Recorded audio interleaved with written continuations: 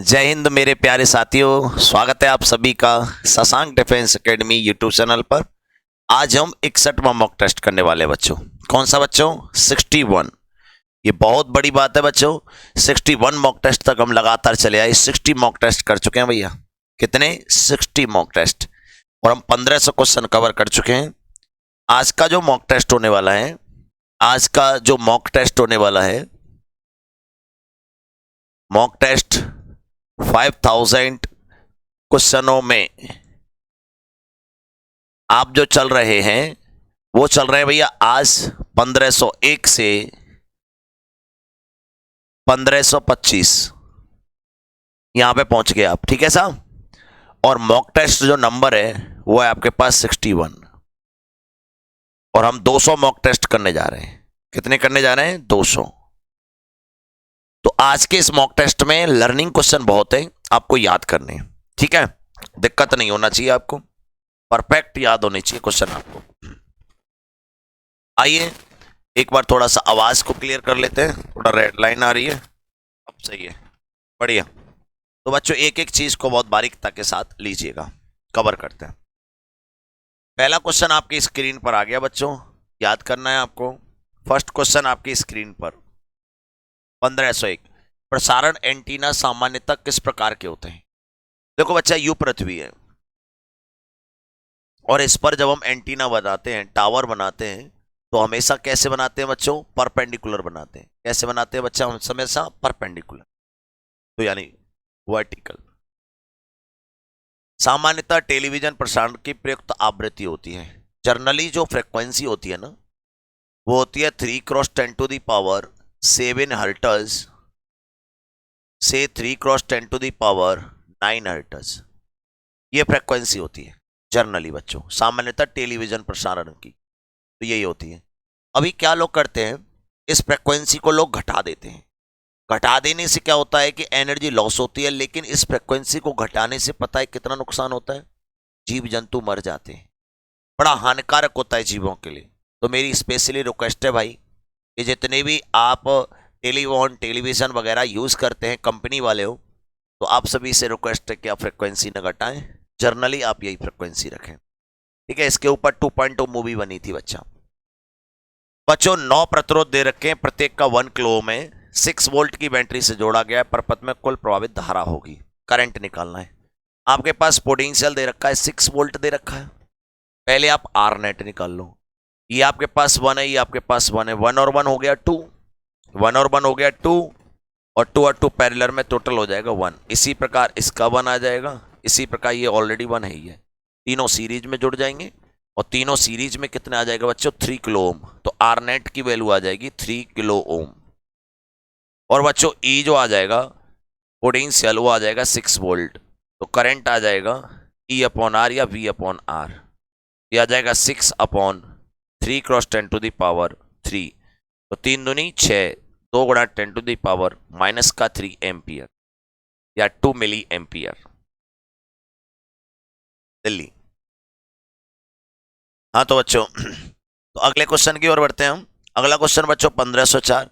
Question दे रखा है 300 megahertz और 3000 मेगाहर्ट्ज फ्रीक्वेंसी के लिए रेडियो तरंग किस बैंड से संबंधित है? आप एक बात देखो, हमने अभी एक क्वेश्चन में देखा कि जो जर्नली फ्रीक्वेंसी होती है वो 30 हर्ट्ज से 300 हर्ट्ज होती है, और आप ले रहे हैं 300 से 3000 हर्ट्ज, तो ये हाई फ्रीक्वेंसी होगी, अल्ट्रा हाई फ्रीक्वेंसी। अगला क्वेश्चन बच्चों, इंद्रधनुष के निर्माण में सूर्य से प्रकाश किरण का पानी की बूंदों में होता है। सूर्य से जब प्रकाश किरण का पानी की बूंदों में क्या होता है बच्चों? एक तो TIR होता है बच्चों, एक क्या होता है? TIR होता है, और एक विक्षेपण होता है। विक्षेपण का मतलब होता है बच्चों कलर में कन्वर्ट होना, और एक पूर्णांतरिक परावर्तन होता है। जब इंद्रधनुष बनता है ना, तो होता क्या है कि ये पानी की बूंद होती है, तो यहां से प्रकाश का किरण आता है और रिफ्रैक्शन के अकॉर्डिंग इससे ऐसे चल के और अपने कलर में बदल जाता है। तो ये तो हो गया विक्षेपण, और ये हो गया TIR। क्या हो गया ये? TIR। तो ये दोनों घटनाएं होती हैं बच्चों, इसलिए आंसर सी आएगा। Question number 1506। खगोलीय दूरदर्शी के अभिदर्शक और नेत्रका की फोकस दूरियां दे रखी हैं आपको। फोकस दूरियां यानी एफओ जो दे रखा है वो दे रखा है -200, क्योंकि ये कौन सा यूज होता है इसमें बच्चों? कॉन्वेक्स यूज होता है, तो प्लस का 200। तो आपके पास जो एफओ दे रखा है तो बच्चों दे रखा है 200, और आपके पास एफई जो दे रखा है वो दे रखा है 5। मैग्निफिकेशन पावर का फॉर्मूला जो होता है वो होता है FO upon FE 1 plus FE upon D. तो बच्चों यहाँ पे एफओ कितना लगाना है बच्चों? 200 बटे एफई 5, 1 प्लस 5 बटे डी बोले तो 25 बच्चों। तो बच्चों अगर हम इसको देखें ध्यान से तो ये आ जाएगा आपके पास माइनस का 40, 1 प्लस 1 बटे 5। ये बच्चों आ जाएगा माइनस का 40 और 6 बटे 5, काट दोगे 5 to 40, 8 5 8 6 48, 48 centimeter, not centimeter, magnification power है। तो माइनस का 48 आ जाएगा बच्चों, माइनस का 48। तो अगर ये बात ध्यान रखिएगा क्योंकि इसने मैग्निफिकेशन पावर में स्पष्ट कहा है कि कहीं 25 सेंटीमीटर पर नहीं बनना। अगर ये बच्चों स्पष्ट दस्ती की 25 सेंटीमीटर पर बनता, इमेज कहाँ बनती? 25 सेंटीमीटर पर, तो मैग्निफिकेशन पावर लगाते minus F O upon F E केवल बच्चों। लेकिन इसने ऐसा कुछ नहीं कहा तो जनरल फॉर्मूला लगाना पड़ा। 1507 दो परस्पर लंबवत सदिशों का अदिश गुणनफल होता है, सब जानते हैं। ए डॉट भी पूछ लिया साहब, क्या होगा बच्चों? 0, क्योंकि दो परपेंडिकुलर है तो इसको हम वैल्यू लिख देंगे A B cos 90। A B cos 90 0 होता है बच्चों, है ना। ऐसे सिंपल सिंपल क्वेश्चन भी बीच बीच में मौज लेते रहते हैं। आ जाओ बच्चा 1508 विभिन्न तलों में कितने न्यूनतम अशून्य सदस्यों का योग शून्य हो सकता है? देखो बच्चों अलग अलग तल में है, एक ही तल में अगर पूछता तो एक ही तल में न्यूनतम बल होते हैं 2, और अलग अलग तल में बोलेगा तो बच्चों 3 होते हैं। एक सदिश i प्लस ए प्लस √2 के द्वारा एक्स अक्ष वाई एक्स जेड अक्ष के साथ बनाए गए कोण क्रम से हैं। एक्स अक्ष के साथ अल्फा, ये होता है कॉस इनवर्स, एक्स का कॉफिशिएंट 1, 1 अपॉन इसका अंडर में रूट, तो ये कितना आ जाएगा? 1 प्लस 1 प्लस 2। तो बच्चों ये आ जाएगा कॉस इनवर्स 1/4 यानी 1/2, और 1/2 को हम लिख सकते हैं 60 डिग्री। क्या लिख सकते हैं बच्चों? 60 डिग्री। बीटा, बीटा आ जाएगा कॉस इनवर्स वही 1/2, तो ये भी 60 आ जाएगा, तो बीटा होता है b अपॉन ए, और गामा की जो वैल्यू आ जाएगी वो आ जाएगी कॉस इनवर्स √2/2, तो ये कॉस इनवर्स 1/√2 यानी 45 आ जाएगा। 60-60-45, 60-60-45 सी। अगला एक समान आवेशित गोलीय कोश के भीतर वैद्युत क्षेत्र की तीव्रता। गोलीय कोश है बच्चा, चार्ज बाहर होता है, अंदर चार्ज होता नहीं, तो इलेक्ट्रिक फील्ड जो होता है वो 0 होता है। ठीक है, answer next question. Question number next 1511, 1510 हो गया, 1511 नंबर। किसी भी बिंदु एक्स वाई जेड वैद्युत विभव y बराबर 4x² वोल्ट द्वारा दिया जाता है। पॉइंट दे रखे हैं आपके पास ये, तो वैद्युत क्षेत्र वोल्ट पर मीटर में होगा बच्चों। क्या करना है? डिफरेंशिएशन करना है। इलेक्ट्रिक फील्ड जो होता है ना बच्चा वो होता है dV/dx, तो dV/dx तो 8x हो जाएगा, और x कोऑर्डिनेट कितना दे रखा है आपके पास? 1 दे रखा है, माइनस में रहता है हमेशा ही, तो माइनस का 8 वोल्ट पर मीटर हो जाएगा। तो माइनस का 8 वोल्ट पर meter along to x axis, तो ऐसा बोल सकते हो 8 ऋणात्मक x अक्ष की दिशा में। बिल्कुल ये आंसर, बहुत बढ़िया क्वेश्चन है ये। 1512 ऐसे क्वेश्चन बच्चों आएंगे, ध्यान रखिएगा। 5 सेंटीमीटर त्रिज्या के खोखले गोले को 10 वोल्ट द्वारा आवेशित किया गया। खोखले गोले के केंद्र पर वैद्युत विभव होगा। देखो बच्चों 5 सेंटीमीटर का कोई खोखला गोला है, 5 सेंटीमीटर रेडियस का, और बाहर दे रखा है 10 वोल्ट। देखो बच्चा ये चालक है तो अंदर भी कितना होगा? 10 वोल्ट होगा, पोटेंशियल सेम रहता है। Smart question.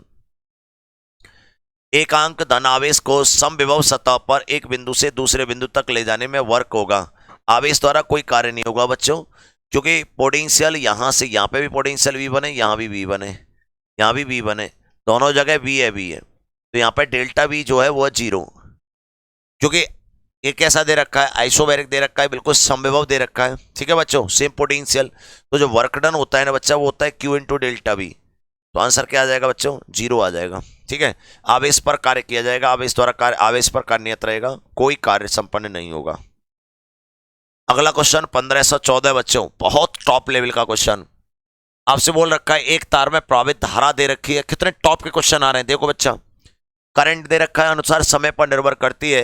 t बराबर 0 से t बराबर 2 सेकंड में तार के अनुप्रस्थ क्षेत्रफल से आवेश होगा। चार्ज पूछा है बच्चों। आप जानते हैं I जो होता है वो होता है dq बटे dt,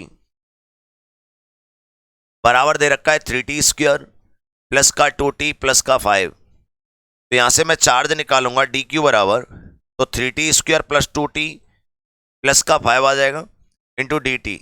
इंटीग्रेशन मार दीजिए, चार्ज का हो जाएगा q, इसका इंटीग्रेशन हो जाएगा T Q plus T square, 2 से 2 कट जाएगा 5t, और लिमिट लग जाएगी बच्चों t बराबर 0 से 2 सेकंड।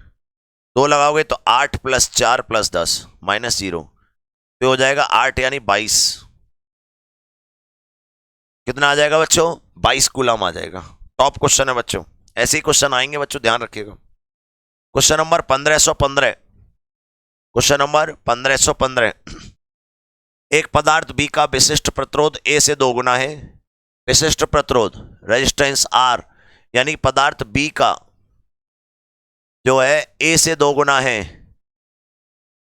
ये डबल है तो डबल मल्टीप्लाई इसमें करना है। B से बने वृत्तीय तार का व्यास भी A से 2 गुना है।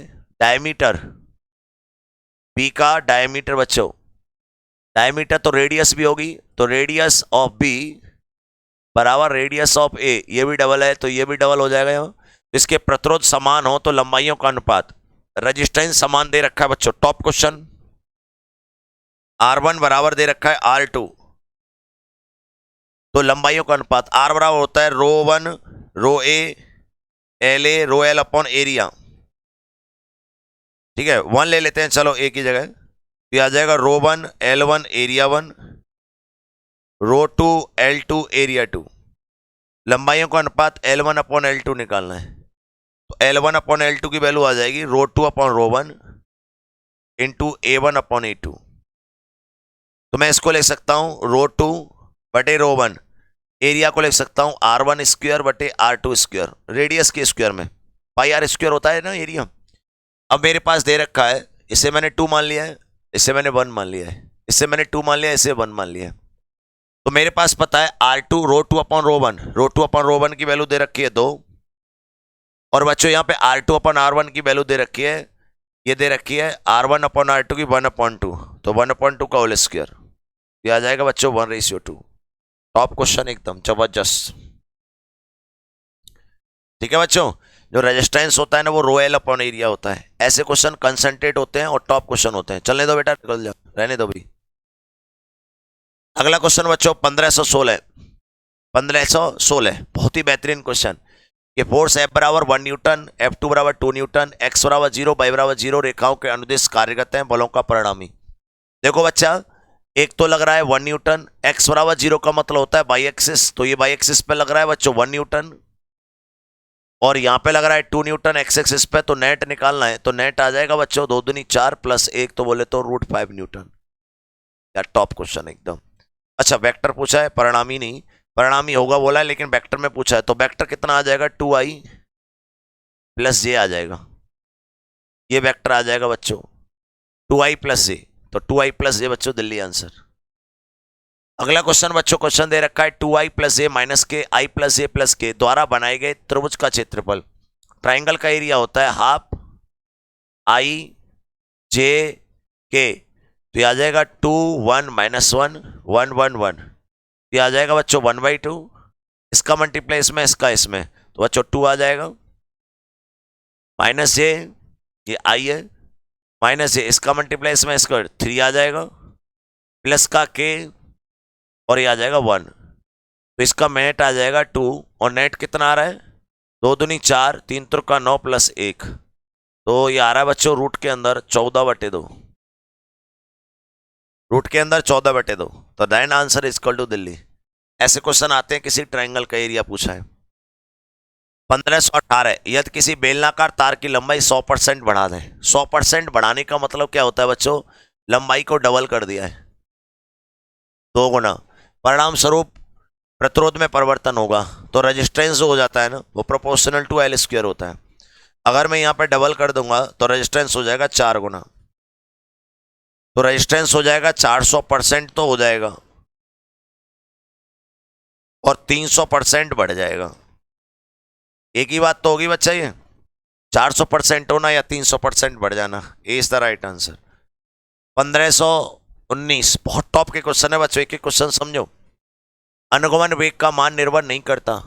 अनुगमन वेग जो होती है ना, ड्रिफ्ट वेलोसिटी, वीडी बराबर होता है आई अपॉन एन ई ए, ठीक है। यही होता है, वीडी बराबर आई बराबर एन ई ए।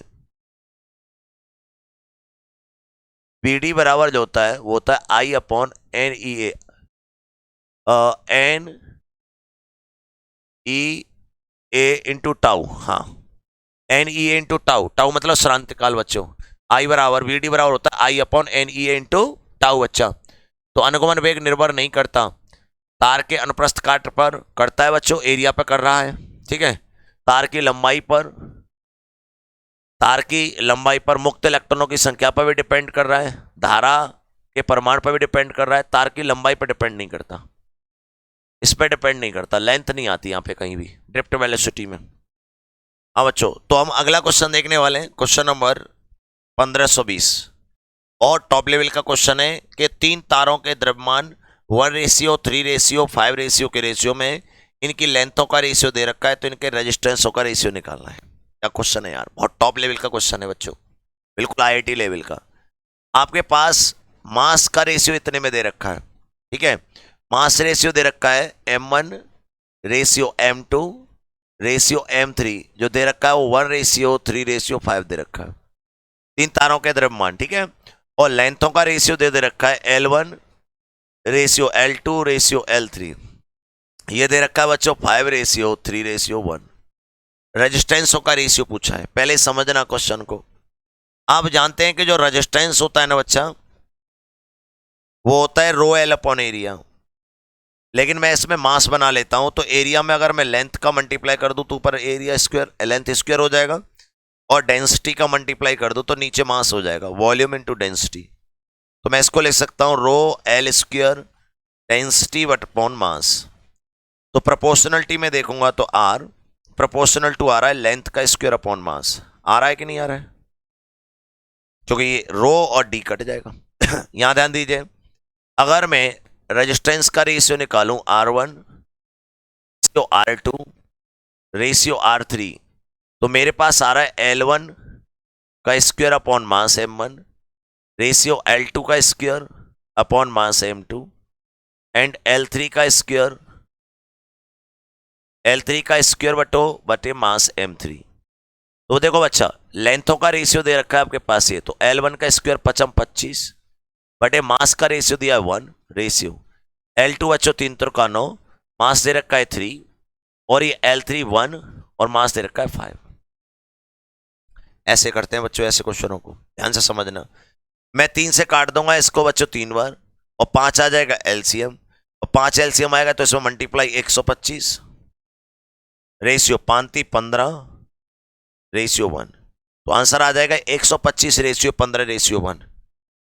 तो दिल्ली आंसर आ जाएगा बच्चों, क्या आ जाएगा बच्चों, दिल्ली आ जाएगा। बहुत टॉप क्वेश्चन। क्वेश्चन नंबर 1521, चालकता का बढ़ता क्रम है, यानी कि जो कंडक्टिविटी होती है, चालकता जो होती है, उसका बढ़ता हुआ क्रम कौन सा है। देखो बच्चों, याद रखने वाला क्वेश्चन है कि जो कंडक्टिविटी होती है, सबसे अधिक कंडक्टिव होता है एल्युमिनियम, फिर होता है बच्चों कॉपर, फिर होता है आपके पास एजी। ठीक है जी, ध्यान रखिएगा, याद रखने वाला क्वेश्चन है।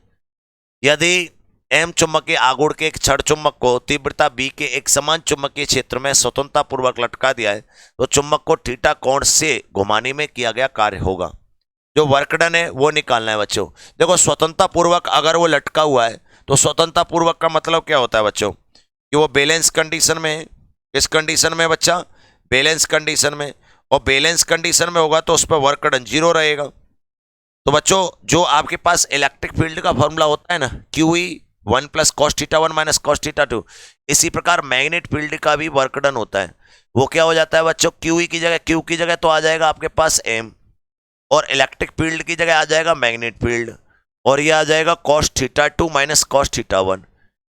ये क्या होता है, θ2 से θ1 में, यानी θ1 से θ2 तक घुमाने में किया गया कार्य होता है। क्वेश्चन में क्या दिया है कि बैलेंस स्थिति, बैलेंस स्थिति का मतलब क्या होता है कि θ1 दे रखा है आपके पास 0 ये होता है बैलेंस, और θ2 दे रखा है θ, तो बैलेंस कंडीशन से थीटा तक घुमाने में कार्य जो होगा, वर्क डन होगा, वो आ जाएगा mb, और ये हो जाएगा cos थीटा माइनस cos 0।